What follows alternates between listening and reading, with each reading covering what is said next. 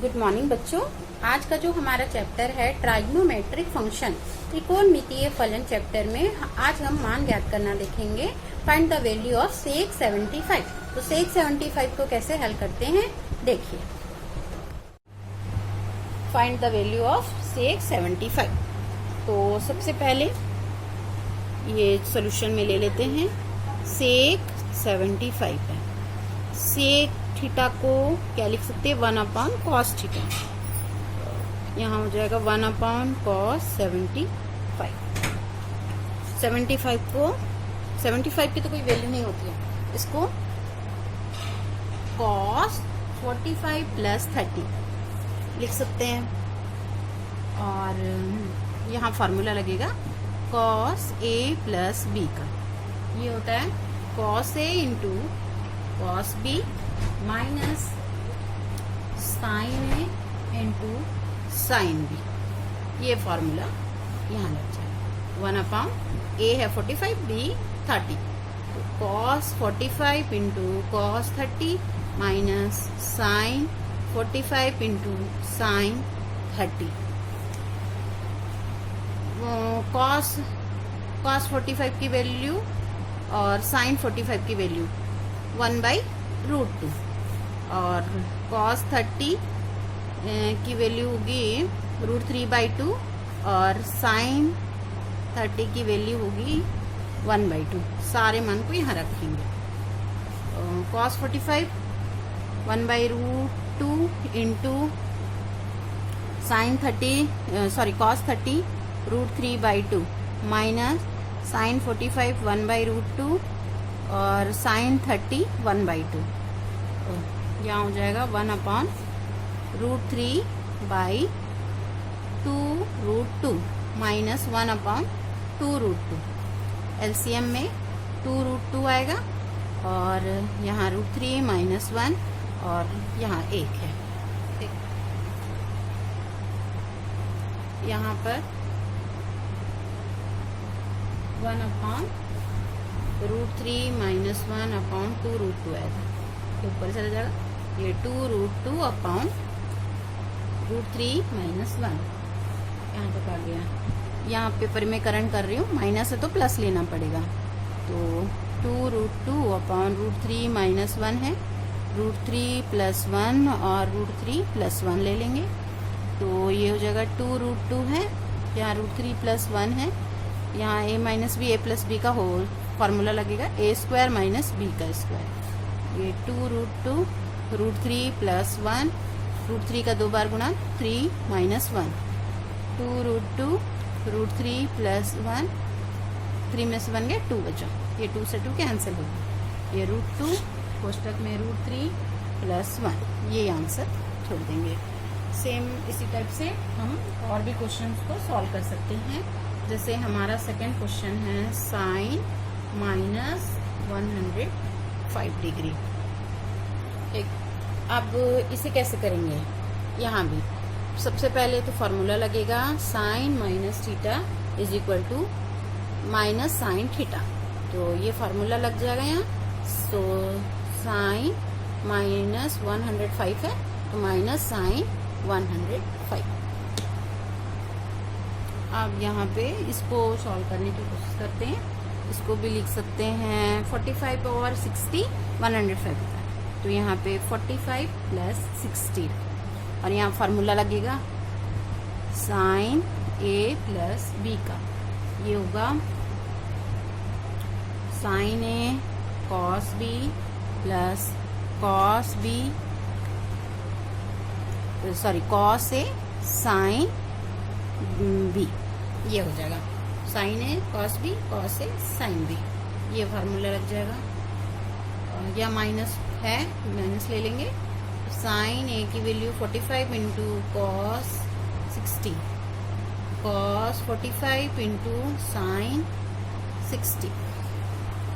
Value को sign 45 की value 1/√2 cos 60 1/2 cos 45 1/√2 sign 60 √3/2। 1 से 1 का मल्टीप्लाई 1 2√2 यहाँ √3 2 √2 यहाँ एलसीएम आ जाएगा 2√2 1 प्लस √3, यहाँ तक आया।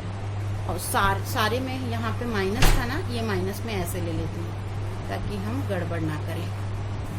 ये माइनस है, ये माइनस जब अंदर जाएगा तो यहाँ हो जाएगा -1 माइनस √3/2√2। यहाँ तक हो गया। आप लोगों के लिए मैं कुछ क्वेश्चन दे रही हूँ, अगर आपको ये 2 क्वेश्चन समझ में आए हैं तो आप लोग इन क्वेश्चन को सॉल्व करके भेजिएगा। अगर किसी को भी कुछ भी प्रॉब्लम होगी तो मुझसे कांटेक्ट कर सकते हैं हम लोग।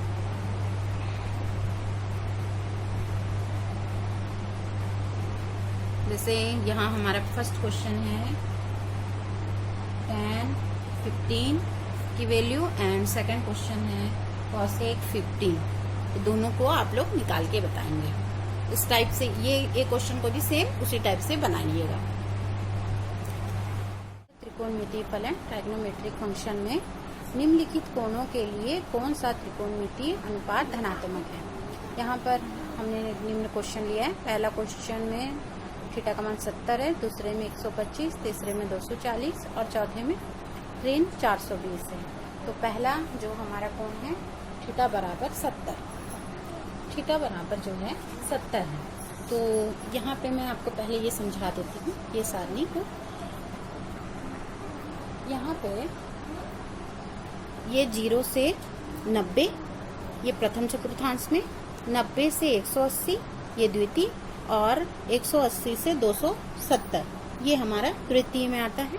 और 270 से 360 तक के जो भी मान रहते हैं वो चतुर्थ चतुर्थांश में आते हैं। प्रथम चतुर्थांश में सभी मान धनात्मक होते हैं। इसमें जो है 0 से लेकर 90 के बीच वाली सारी वैल्यू इसमें आएंगी।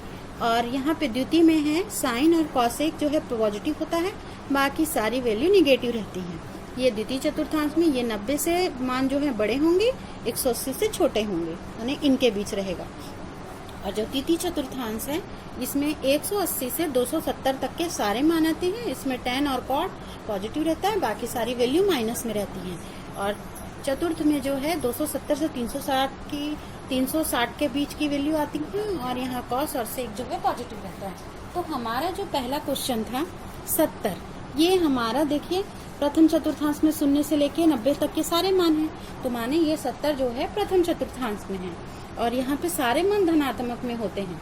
तो यहाँ हम बता देंगे कि थीटा बराबर 70 जो कि प्रथम चतुर्थांश में है, प्रथम चतुर्थांश में है और इसमें सारे मान पॉजिटिव होते हैं।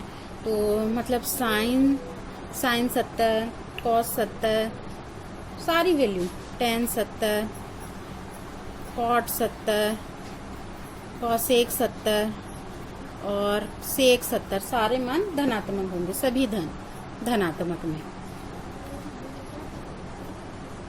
धनात्मक होंगे।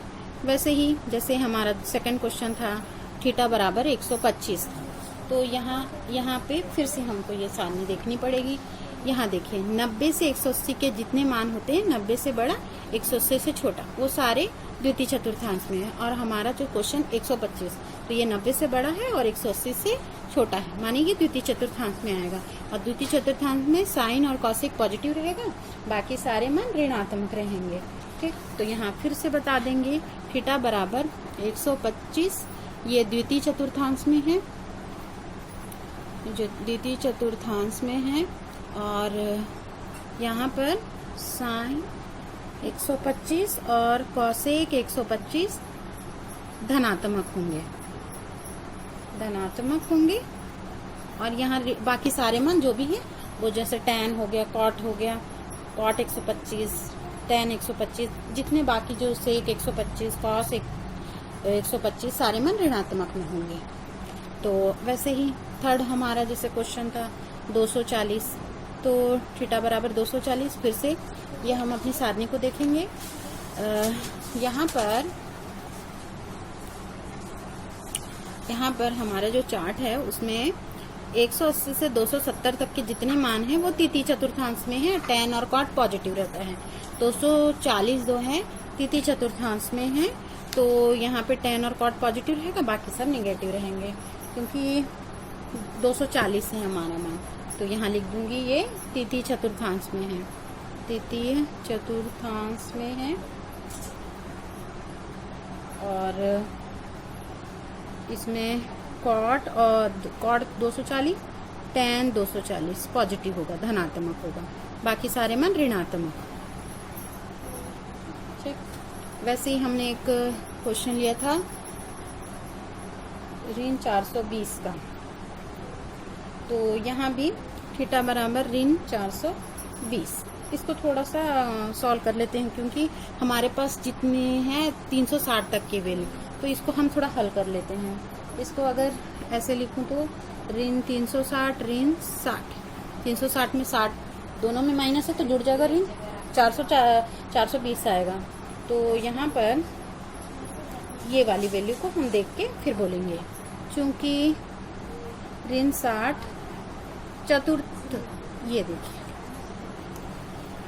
यहाँ पर दो वैल्यू, एक तो 0 भी है और यहाँ 360 तक के लिए भी है, 270 से 360। तो ये जितने भी मान होते हैं वो किस में आते हैं, चतुर्थांश में आता है। तो -60 आया है, तो ये चतुर्थांश में होगा, और